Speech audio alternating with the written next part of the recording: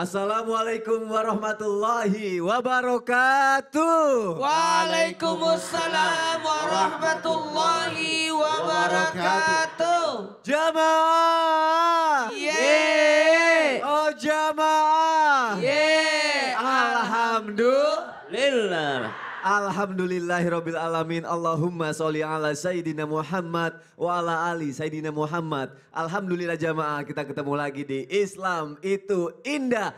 Tepuk tangannya dong. Semangat untuk belajar pagi hari ini ya. Semangat semuanya ya. Masya Allah, tabarakallah. Senang sekali ketemu lagi sama guru-guru kita yang Masya Allah sangat kita cintai karena Allah. Dan senang juga nih ketemu sama calon-calon bidadari surga. Amin. Udah sholat subuh ya? Udah dong, siap untuk belajar ya? Siap, tapi tahan dulu. Jamaah yang ada di rumah juga nih, perhatikan dulu nih. Ini ada tayangan berita penampakan pesawat latih yang jatuh di BSD. Ada korban tergeletak. Kita lihat tayangannya, silakan. Izin dilaporkan ada pesawat jatuh di Singapura di lapangan Sunbus.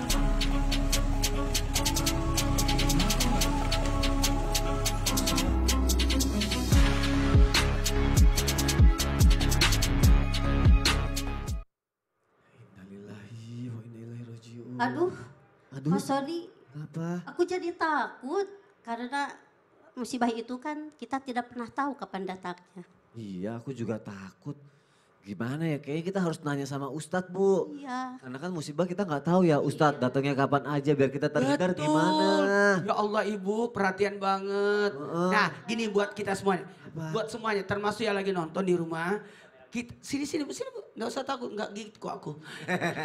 Jadi gini, mohon maaf kepada siapapun. Sikapi segala sesuatu itu dengan ikhlas. Ya. Ikhlas itu kita bisa menerima atas ketentuan Allah disertai dengan keridhaan. Sabar menghadapinya, jangan langsung panik, jangan saling menyalahkan. Ya. Berbaik sangka atas ketentuan Allah, itu yang paling penting. Lalu kita ambil hikmahnya, sehingga ini bisa jadi pembelajaran buat kita untuk tidak melakukan lebih berhati-hati. Karena bahaya itu bisa jadi ada di mana saja.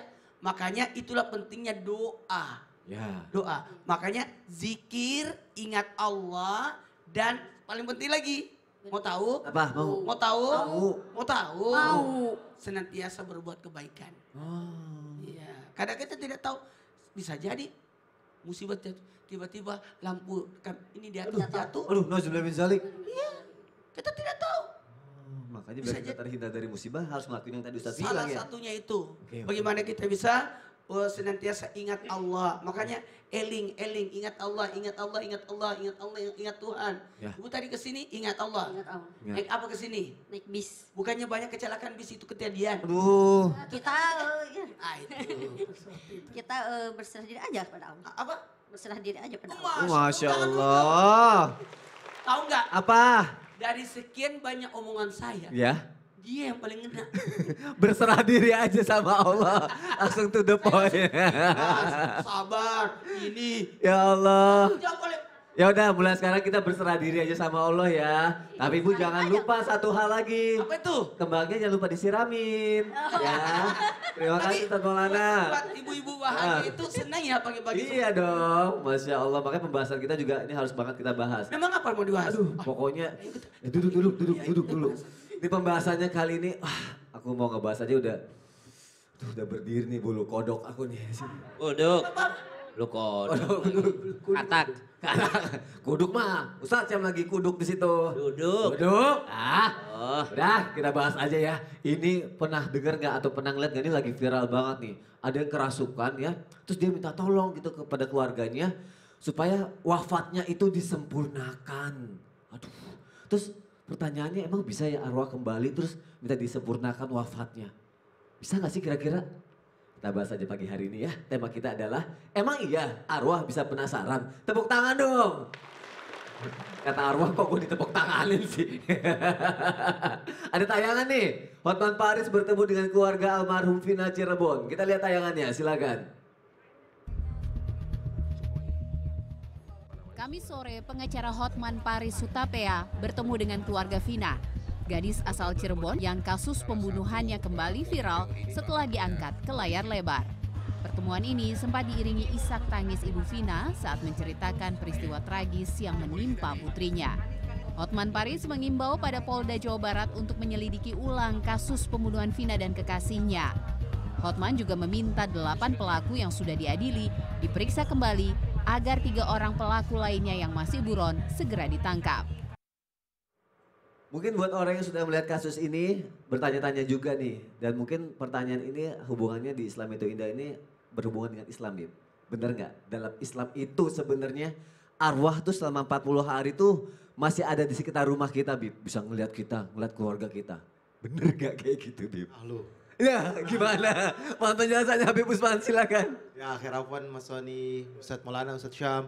Bismillahirrahmanirrahim. Assalamualaikum warahmatullahi wabarakatuh. Waalaikumsalam warahmatullahi wabarakatuh.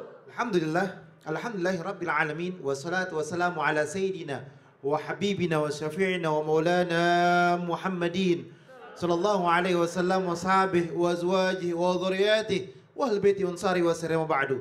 Segala puji bagi Allah Subhanahu wa taala yang telah memberikan kita nikmat iman, nikmat sehat walafiat. Ya alhamdulillah kita dapat menyaksikan Islam Itu Indah. Semoga mendapatkan ilmu yang bermanfaat dan bisa diamalkan untuk kehidupannya sehari-hari. Amin ya rabbal alamin. Wa qala Allah taala fil Qur'anil Karim wa yas'alunaka 'anir ruh qulir ruhu min amri rabbi wa ma utitum minal ilmi illa qalila. Mereka bertanya kepada Nabi Muhammad sallallahu alaihi wasallam, ruh itu termasuk urusan Allah, bukan urusan makhluk, tapi melainkan urusan Allah Subhanahu wa taala. Sedangkan kamu tidak diberi pengetahuan kecuali apa? Kecuali golila, kecuali hanya sedikit. Allah berfirman dalam Al-Quran bahwasanya intinya roh hanya Allah yang mengetahui dan kamu hanya mendapatkan pengetahuan yang sedikit. Ketika ditanya, roh itu ketika dicabut kemana larinya?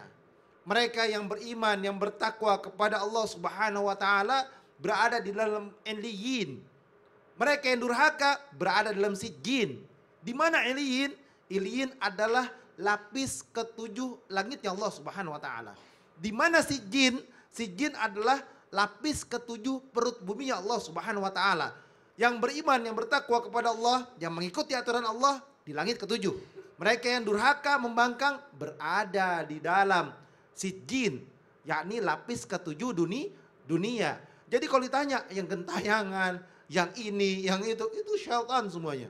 Itu adalah syaitan. Melainkan mereka dijelaskan di dalam Al-Quran, kalla inna kitabal fujar la fi sijjin, kalla inna kitabal abrar la fi iliyin. Jelas, ini firman Allah nyata.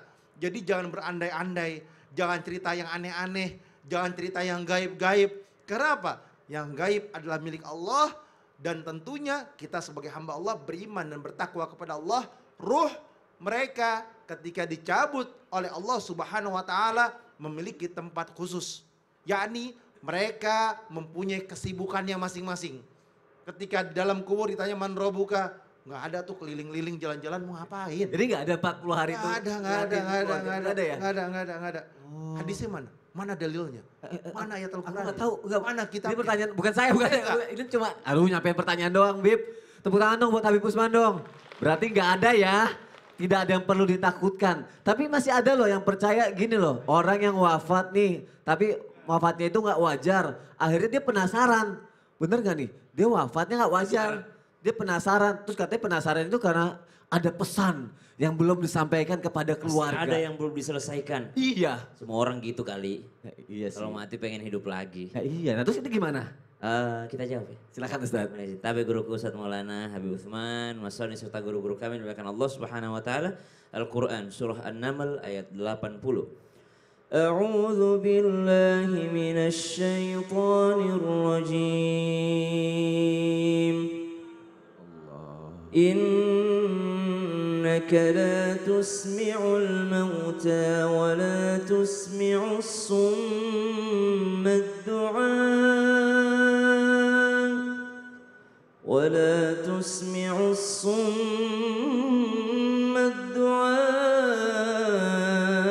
إذا ولوا مدبرين